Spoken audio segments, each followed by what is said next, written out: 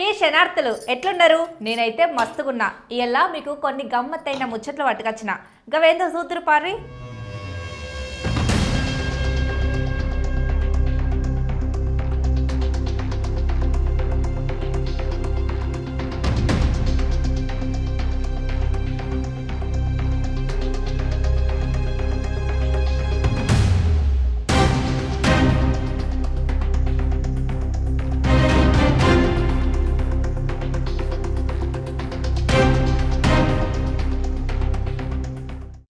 వామ్మో, ఎంత ఘోరం. ఎంజీఎంలో గింత దారుణమా?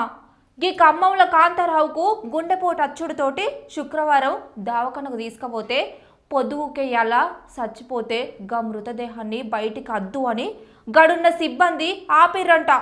కనీసం బెడ్ కూడా ఇయ్యలేదట.